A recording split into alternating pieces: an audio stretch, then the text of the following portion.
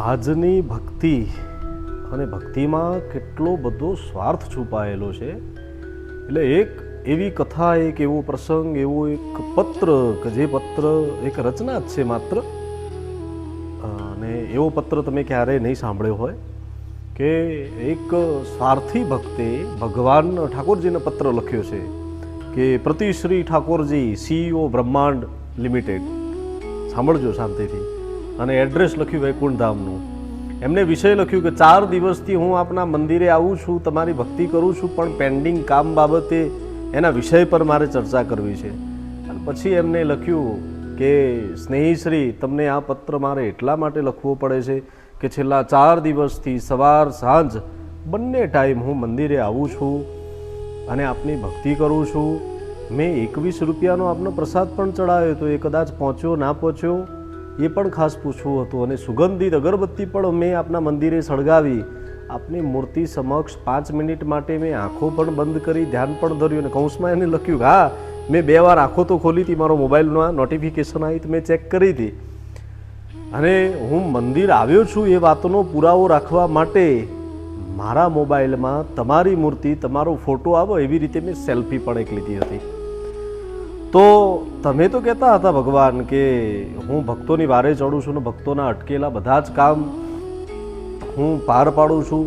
તો પેલા નરસિંહ મહેતા, મીરા, સુદામા, આ બધાનું કામ તમે તરત કર્યું.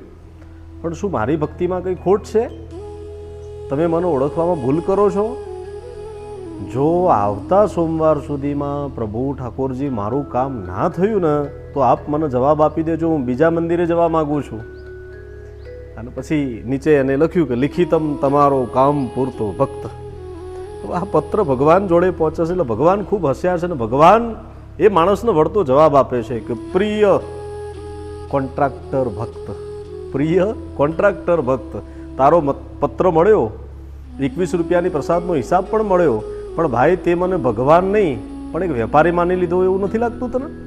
અને હા, તું જે 3 માણસોની વાત કરી, મને 3 મારા ભક્તોની વાત કરી, નરસૈયાની વાત કરી, મીરાની વાત કરી, સુદામાની વાત કરી, તો એ 3એ તો એમનું આખું જીવન ખર્ચી નાખ્યું હતું ભાઈ.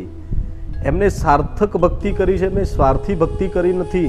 ઝેરના પ્યાલા પીવાની તારામાં હિંમત ના હોય, સંસાર છોડવાની તારામાં હિંમત ના હોય, એક દાણો અન્નનો આખા ઘરના લોકોને ખાવા માટે ના હોય તો પણ અયાચક વ્રતનું પાલન કરવું આ તારી ત્રેવડ ના હોય ને તું 4 દિવસની ભક્તિમાં આખું બ્રહ્માંડ માગવા મારી જોડે આવે છે તો તને શરમ આવી જોઈએ.